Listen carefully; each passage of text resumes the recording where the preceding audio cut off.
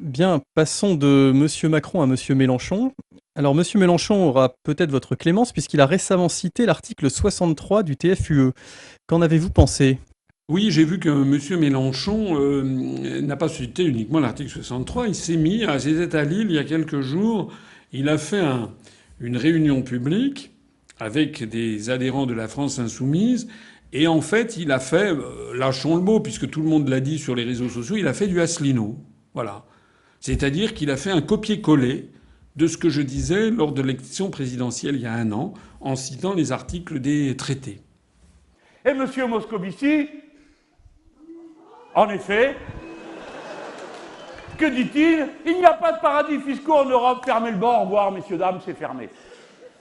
Et oui, en effet, on le comprend, parce que le règlement européen, les traités européens, dont nous ne cessons de dire qu'ils sont un carcan, qui empêche cette Europe des peuples et cette jonction des peuples, pas seulement d'ailleurs européens, à laquelle nous aspirons, eh bien, ces traités prévoient de manière extrêmement explicite qu'il n'y aura aucune lutte d'aucune sorte contre la fraude fiscale. Au contraire, vous allez voir qu'elle va être encouragée. En tout cas, j'ai cherché des articles et j'ai demandé, j'ai dit j'en ai marre de dire que c'est dans les articles, et comme je ne dis pas de numéro, on croit que c'est pas vrai. Eh bien si, c'est vrai. Alors, les articles 113, 114 et 115 du traité de fonctionnement de l'Union européenne limitent les possibilités d'harmonisation fiscale aux objectifs exclusifs de supprimer les obstacles à la concurrence. Vous avez compris? Que pour ça. Mais ils requièrent l'unanimité pour toute initiative européenne sur la fiscalité directe. L'unanimité. Il faut que tout le monde soit d'accord pour qu'une règle puisse s'établir et s'appliquer. Sinon, non. Alors, à l'article 63 du traité de fonctionnement de l'Union européenne, il est dit « Toutes les restrictions au mouvement de capitaux entre les États membres et entre les États membres et les pays tiers, c'est-à-dire tout le reste du monde, sont interdites. Toute limitation de la libre circulation de ces capitaux est interdite par l'article 63 du traité de fonctionnement de l'Union européenne. Alors arrêtez de venir me saouler à intervalles réguliers, à me parler des miracles de cette Union européenne qui permettrait enfin de faire face à ceci, faire face à cela, etc. Non! Les traités de fonctionnement de l'Union européenne sont le moyen par lesquels les peuples sont mis en prison dans un carcan de règles qui les empêchent de déterminer librement ce qu'ils peuvent et veulent faire. Au bout du compte, il n'est possible d'introduire des mesures exceptionnelles de restriction pour les mouvements de capitaux entre les États membres et les pays tiers qu'à la condition de l'unanimité. Autrement dit, il faut avoir l'accord du Luxembourg, de l'Irlande, de Malte, des Pays-Bas pour pouvoir lutter contre les paradis fiscaux qui sont eux-mêmes. Voilà. À peine aurais-je bouclé la phrase et on me dira en faisant les gros yeux « Alors, vous voulez quitter l'Europe, l'euro, tout, enfin vous en allez vous replier sur vous-même, que sais-je encore. Peut-être même aller adhérer à l'ALBA. Avec le Venezuela. »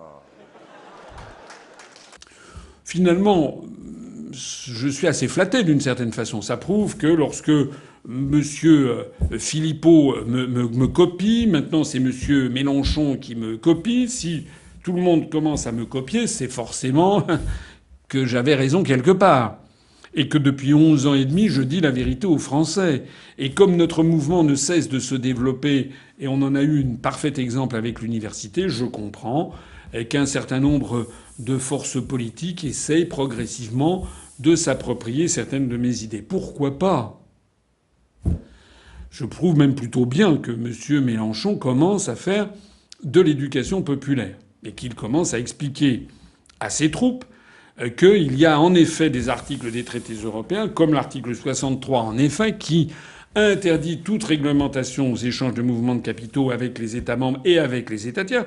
Ça fait des années que je l'explique. M. Mélenchon l'a expliqué pratiquement en reprenant même les mêmes intonations de voix que moi. C'est-à-dire que je dois occuper ses pensées, je ne sais pas. Hein, peut-être que de temps en temps, il regarde mes vidéos, c'est possible. Ce serait d'ailleurs très bien. Donc tout ça, elle serait très bien, sauf que M. Mélenchon a oublié de citer 2 articles.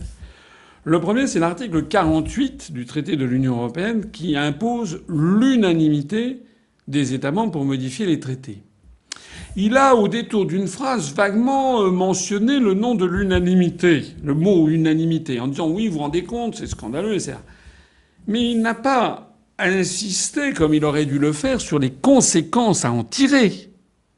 C'est très gentil de dire oui, c'est pas normal, c'est scandaleux, il faut l'unanimité. Il aurait dû dire que c'est un article très précis qui s'appelle l'article 48, qui dit que les traités se modifient à l'unanimité. Et M. Mélenchon aurait dû, dans la foulée, puisqu'il me copie, qu'il me copie en entier, il aurait dû, dans la foulée, expliquer que le Luxembourg, Malte, un certain nombre de pays scandinaves et d'Europe de l'Est jamais n'accepteront de modifier l'article 63. Et donc il aurait dû en tirer la conséquence, c'est-à-dire que on est dans ce système et que l'on ne pourra jamais en changer.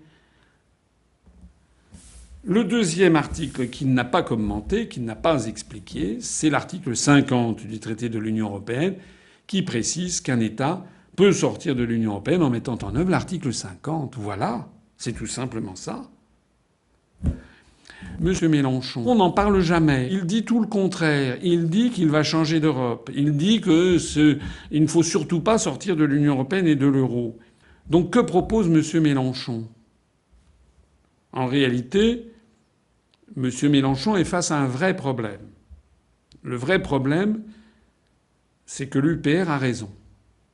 Le vrai problème, c'est que beaucoup de troupes, d'adhérents, de sympathisants de France Insoumise connaissent nos analyses, y ont réfléchi et se sont rendus compte que nous disions la vérité.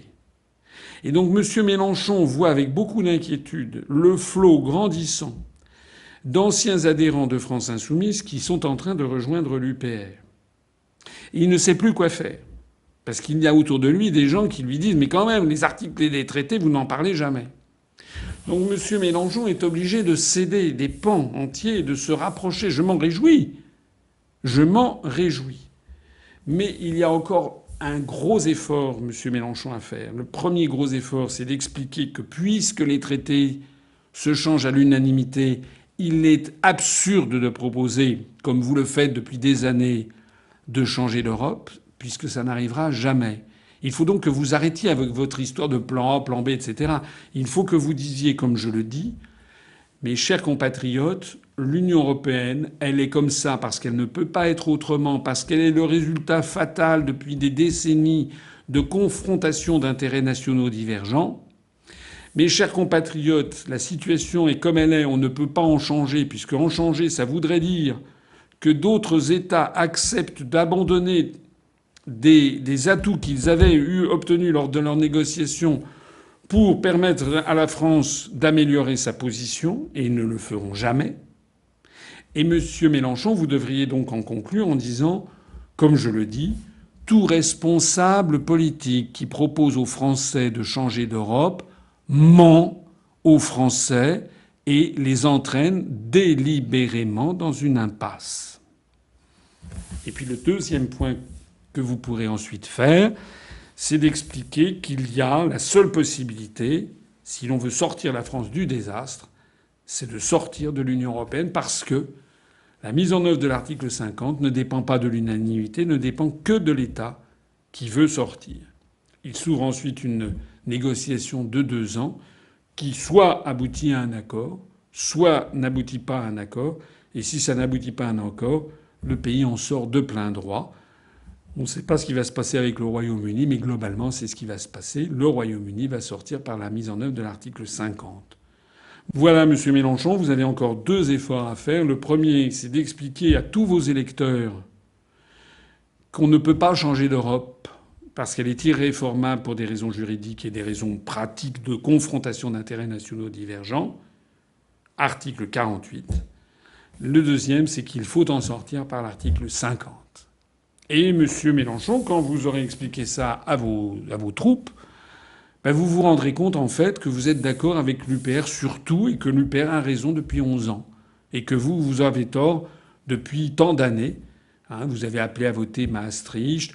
Vous avez appelé à voter non à la Constitution européenne, mais vous étiez pour une autre Europe. Vous avez traité de maréchalistes les gens qui voulaient sortir de l'euro.